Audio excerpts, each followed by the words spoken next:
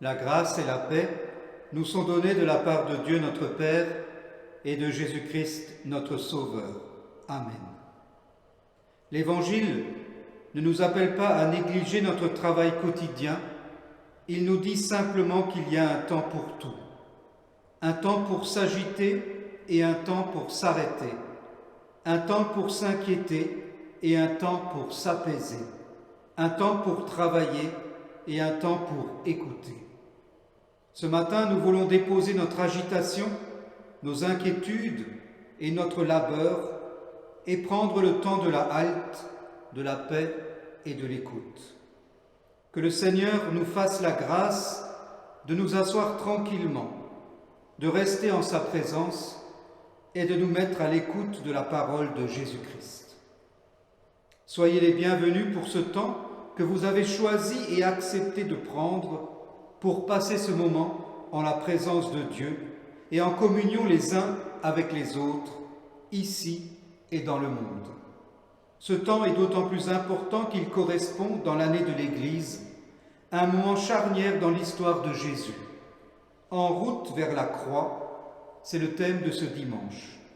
Jésus dit dans le mot d'ordre prévu pour aujourd'hui: « Voici que nous montons à Jérusalem, et tout ce qui a été écrit par les prophètes sur le Fils de l'homme s'accomplira. » Jésus, au nom qui surpasse tout autre nom, que jamais je ne me lasse de te chanter.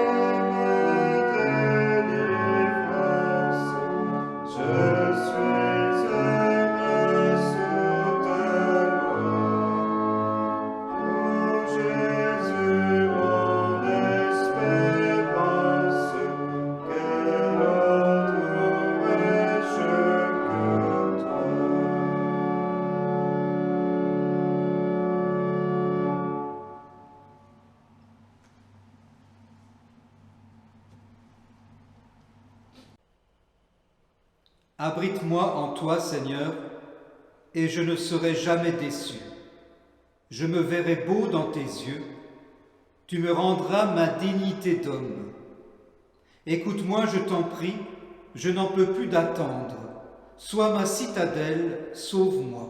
Sois ma force, je n'ai plus que toi. Sois mon rempart, sois mon abri dans la tempête. Pour l'amour de ton nom, réapprends-moi à vivre.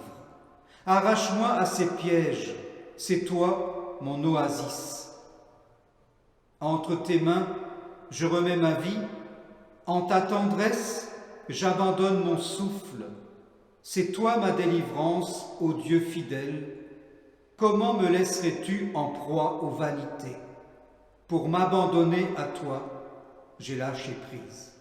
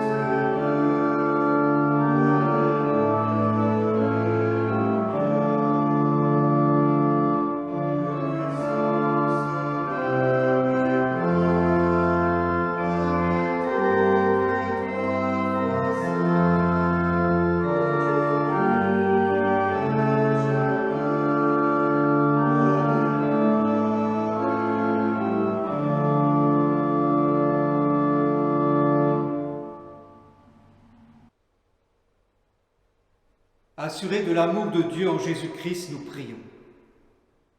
Seigneur, tu fais de nous des pèlerins en ce monde. Là où le passé nous emprisonne, tu dessines pour nous un chemin d'avenir. Là où l'inquiétude nous menace, tu nous offres la confiance. Là où l'écoulement du temps nous oppresse, tu nous ouvres à l'éternité.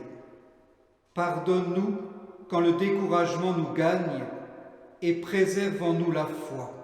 Seigneur, reçois, Seigneur, pardonne notre misère et nos péchés.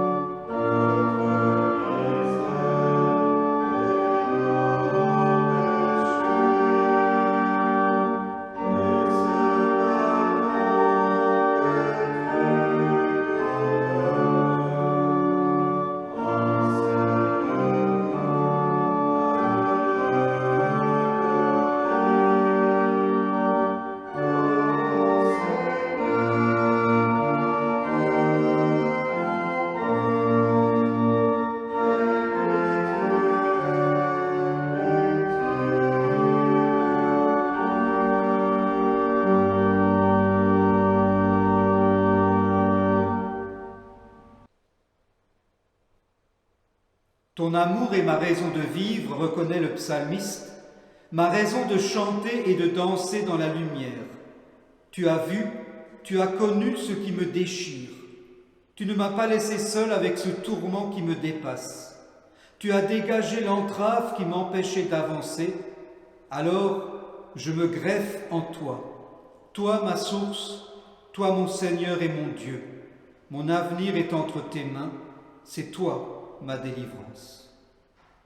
Merveilleuse parole pour chacun d'entre nous, nous qui plaçons avec confiance notre présent et notre avenir entre les mains de Dieu, notre délivrance.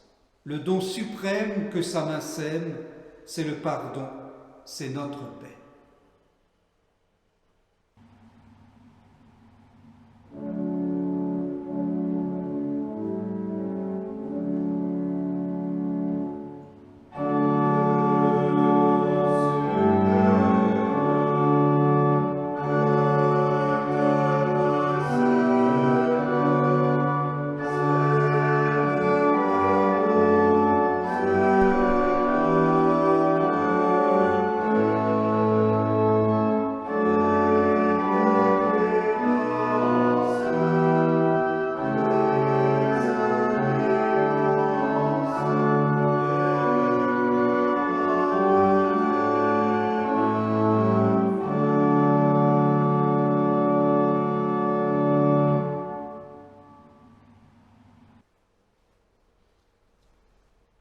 prions.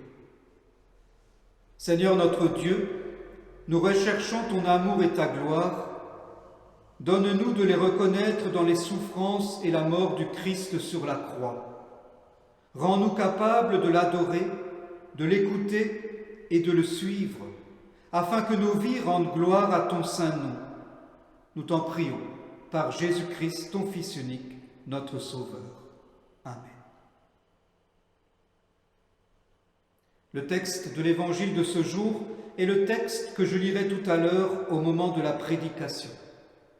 La lecture de l'épître de ce jour est extraite de la première lettre de Paul aux Corinthiens, au chapitre 13, les versets 1 à 13. « Quand je parlerai les langues des hommes et des anges, si je n'ai pas l'amour, je suis du bronze qui résonne ou une cymbale qui retentit. Et quand j'aurai le don de prophétie, la science de tous les mystères et toute la connaissance, quand j'aurai même toute la foi jusqu'à transporter des montagnes, si je n'ai pas l'amour, je ne suis rien.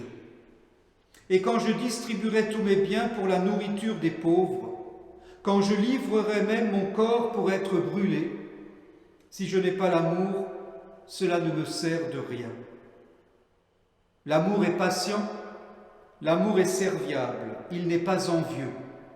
L'amour ne se vante pas, il ne s'enfle pas d'orgueil, il ne fait rien de malhonnête, il ne cherche pas son intérêt, il ne s'irrite pas, il ne médite pas le mal, il ne se réjouit pas de l'injustice, mais il se réjouit de la vérité.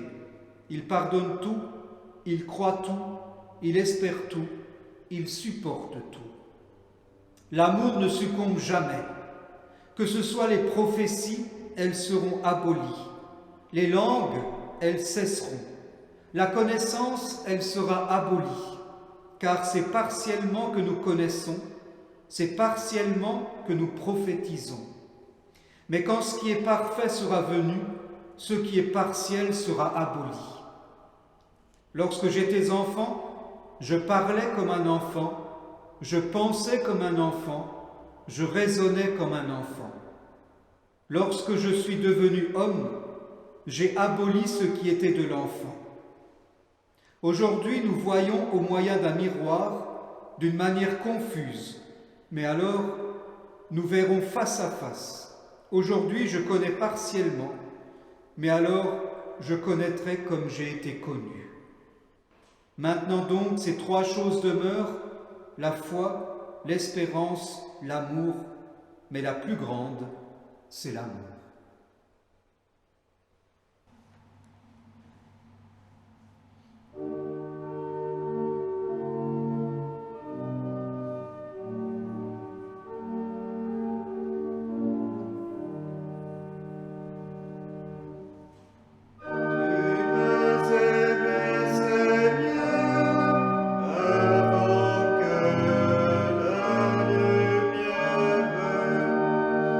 Brilla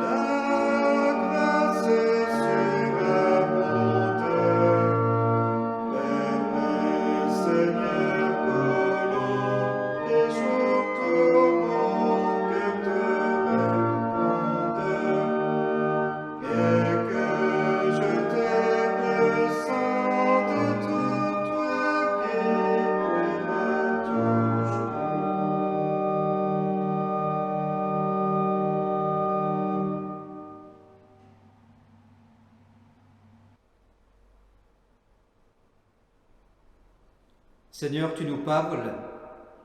Les mots que tu nous dis nous sont précieux. Ils nous réjouissent, ils nous interpellent, ils nous dérangent, ils nous étonnent tout au long de nos jours. Les mots que tu nous dis nous émerveillent et nous voudrions les recevoir comme tu nous reçois, les prendre au sérieux comme tu nous prends au sérieux. Nous voudrions t'écouter comme tu nous écoutes, avec attention, avec sollicitude. Seigneur, tu nous parles, les mots que tu nous dis nous sont précieux, qu'ils nous fassent vivre par ton esprit. Amen.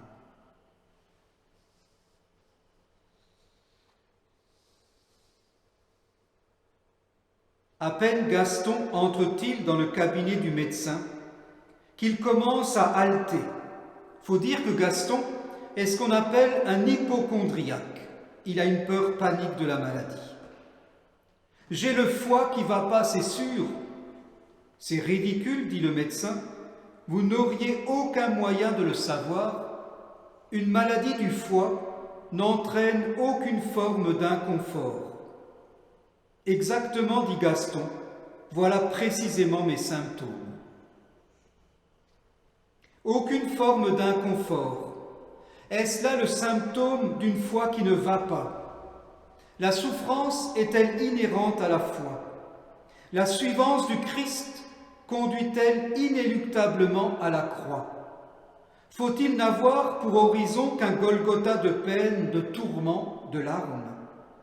Il y a quand même mieux comme programme pour évangéliser et donner envie de se tourner vers Jésus. Que faut-il alors comprendre des paroles que nous rapporte l'évangile de Marc aujourd'hui, l'évangile du jour? Vous allez entendre ce que Jésus annonce à ses disciples, puis à toute une foule.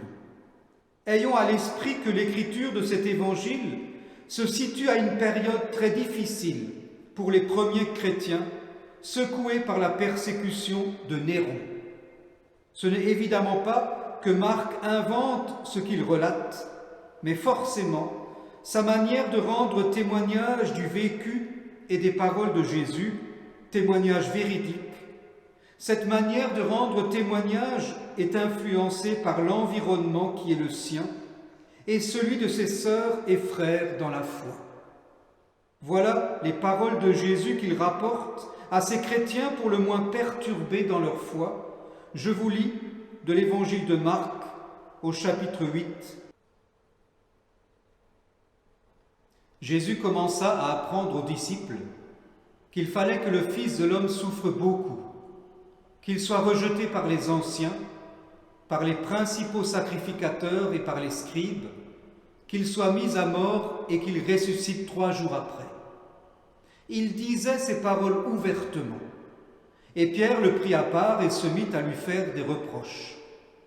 Mais Jésus se retourna, regarda ses disciples, fit des reproches à Pierre et lui dit « Arrière de moi, Satan, car tes pensées ne sont pas celles de Dieu, mais celles des hommes. » Puis il appela la foule avec ses disciples et leur dit « Si quelqu'un veut venir après moi, qu'il renonce à lui-même, qu'il se charge de sa croix et qu'il me suive.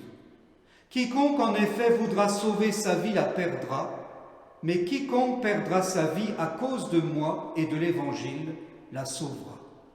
Et que sert-il à un homme de gagner le monde entier s'il perd son âme?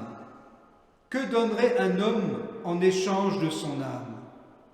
En effet, quiconque aura honte de moi et de mes paroles au milieu de cette génération adultère et pécheresse, le Fils de l'homme aussi aura honte de lui quand il viendra dans la gloire de son Père avec les saints anges. »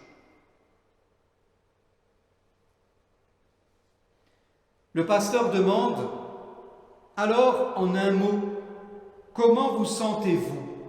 « Bien, répond la personne. Et en 2 mots, pas bien. Comment vous sentez-vous à l'écoute de ce texte? Bien, pas bien. Pierre, lui, devait être dans ses petits souliers. Lorsque Jésus avait interrogé ses disciples à propos de ce que les gens disaient de lui, Ils avaient répondu que pour certains il était Jean le Baptiste, pour d'autres Élie, et pour d'autres encore un des prophètes. Et vous, qui dites-vous que je suis ? Et Pierre, toujours impulsif, a répondu, tu es le Christ.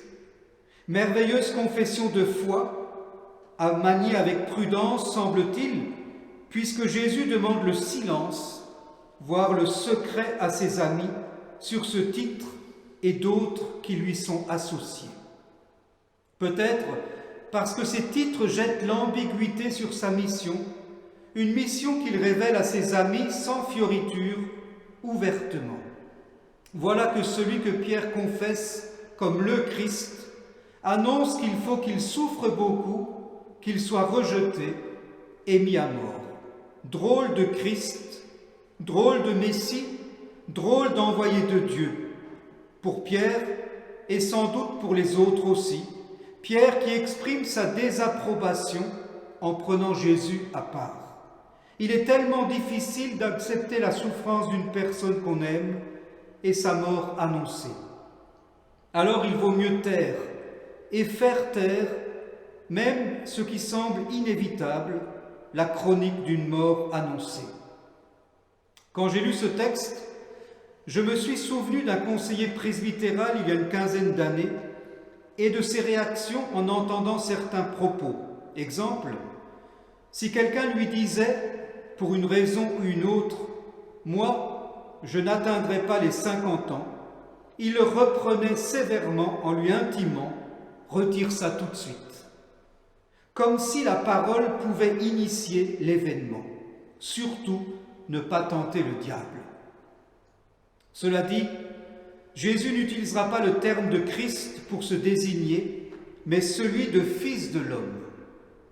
Pour le dire simplement et rapidement, l'expression fait sans doute référence au livre de Daniel, qui évoque le Fils de l'homme qui vient juger les hommes, un titre dont seul Jésus parle dans le Nouveau Testament, à part 2 exceptions. Et si Jésus emploie ce terme, alors qu'il ne reprend pas celui de Christ, prononcé par Pierre juste avant notre texte, il est possible de penser qu'il fait allusion à la fois à ce personnage divin décrit dans le livre de Daniel, personnage qu'il endosse, personnage juge et sauveur, mais aussi au fait que lui, Jésus, est pleinement homme. Si Jésus n'était que Dieu venu sur terre, comment pourrions-nous croire qu'il partage notre existence et nos souffrances ? Mais s'il n'était qu'humain, comment pourrions-nous espérer qu'il soit en mesure de nous aider dans notre quotidien, par sa présence et son amour, par la puissance de son esprit, dans nos cœurs et dans nos vies ? Alors, quels sont les reproches que Pierre fait à Jésus en le prenant à part ? Est-ce sur le « il faut que le Fils de l'homme souffre » ? Et pourquoi donc ? Quelle est donc cette nécessité absurde, scandaleuse ? Il faut bien avoir conscience du caractère choquant des paroles de Jésus pour les Juifs de l'époque, car que ce soit le Christ, que ce soit le Fils de l'homme dont les Juifs attendent la venue dans la gloire, il est inconcevable de lui associer le mépris et la mort. Fallait-il vraiment que Jésus meure sur la croix ? Fallait-il qu'il endure ce qu'il endura ? N'y avait-il pas d'autre solution que l'humiliation de la crucifixion ? Je regardais dernièrement un documentaire sur la Seconde Guerre mondiale et ces femmes, ces hommes, ces enfants qui ont vécu la souffrance, le rejet, le mépris, les crachats et la mort. Mais c'est la situation de bien d'autres peuples d'hier et d'aujourd'hui encore.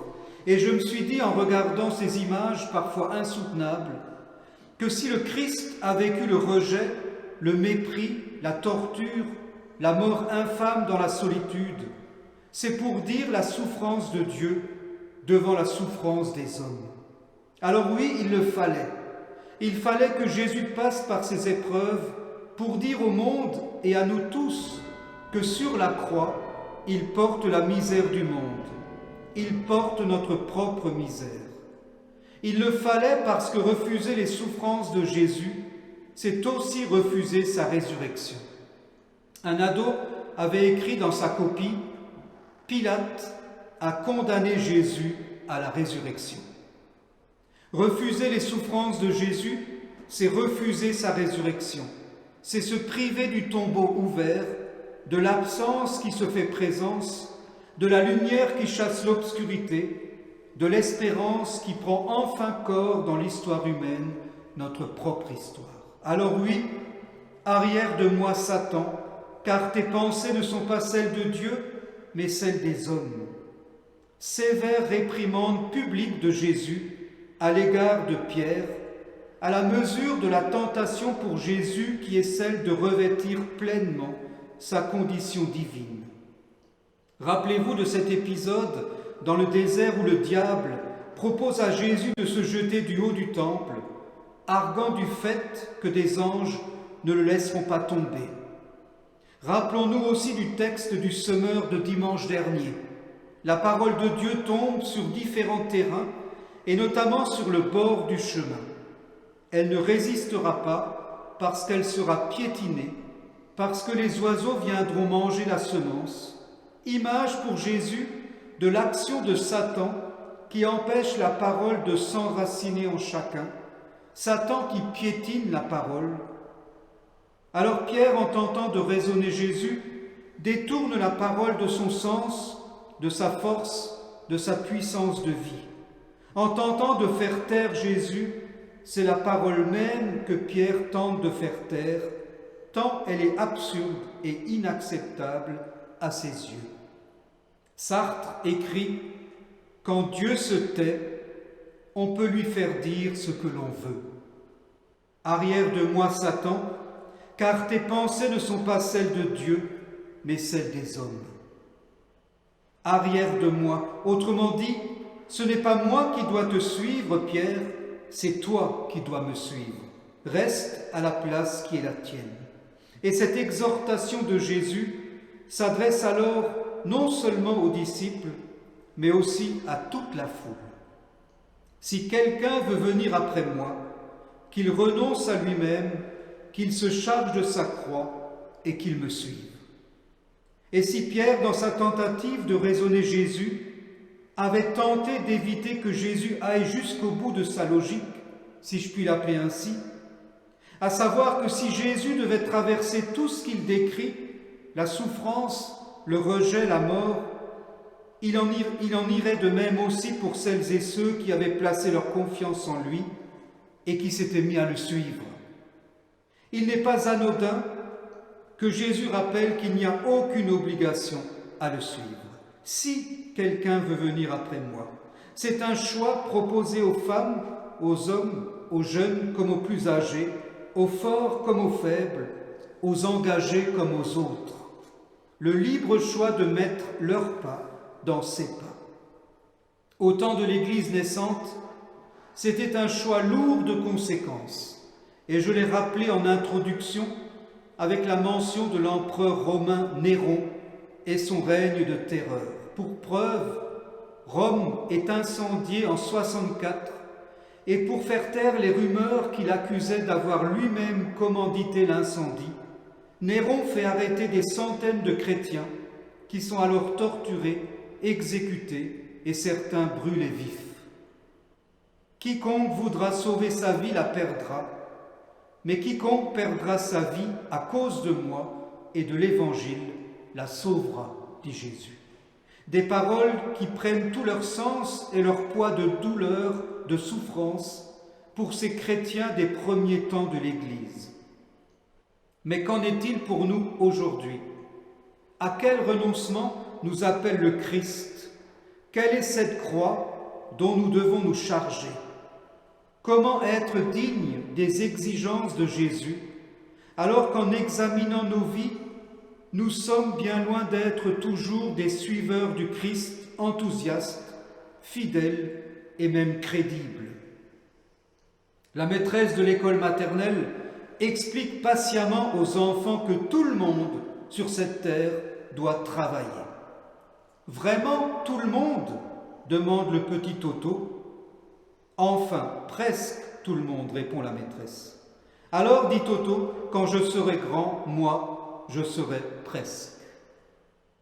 Le temps du carême devant nous est un temps propice à s'examiner soi-même et faire le point, non pas presque, mais totalement, de toute notre personne. 40 jours pour suivre le Christ lucidement par tous les chemins, dans la perspective d'être au bout dans la lumière de Pâques. « Comment va ta femme ?» demande Jean à son ami Bernard. « Pas bien du tout, mais alors pas bien du tout, c'est terrible, » lui répond son ami. À cause de sa foi, elle endure un véritable martyre. Comment ça, à cause de sa foi? Eh bien oui, laisse-moi t'expliquer. Sa pointure, c'est du 39, mais elle croit dur comme fer qu'elle peut marcher avec des chaussures de pointure 36. Difficile d'être toujours une pointure dans la foi. Suivre Jésus n'est pas une marche tranquille, facile et même pas toujours agréable.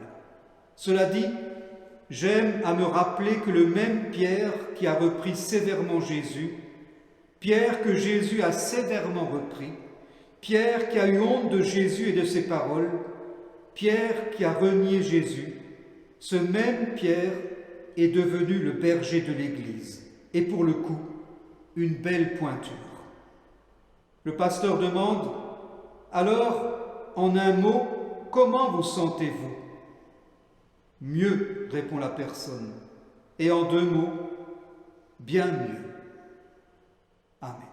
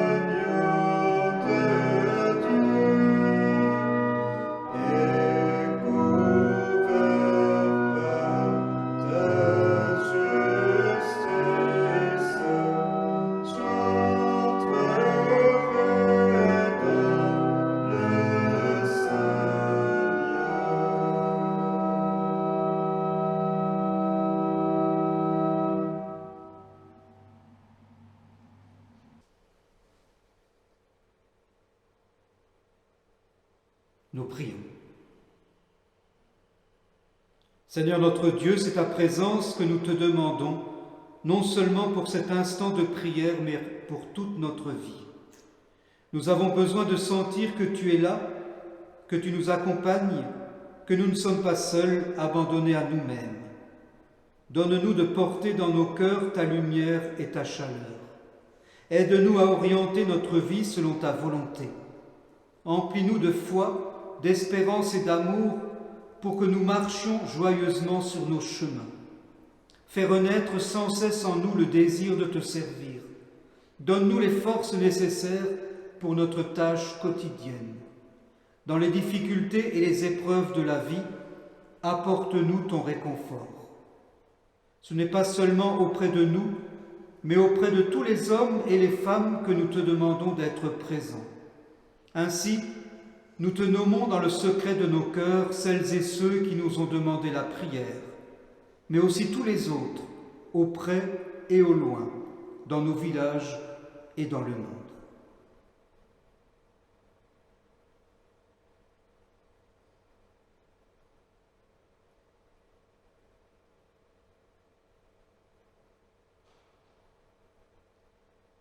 Que ton évangile rayonne sur cette terre et que partout ton Saint-Esprit suscite des ouvriers pour ton royaume.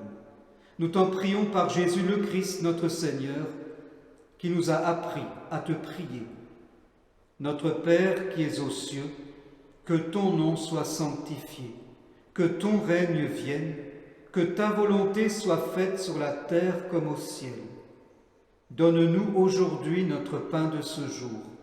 Pardonne-nous nos offenses, comme nous pardonnons aussi à ceux qui nous ont offensés. Et ne nous laisse pas entrer en tentation, mais délivre-nous du mal. Car c'est à toi qu'appartiennent le règne, la puissance et la gloire pour les siècles des siècles. Amen.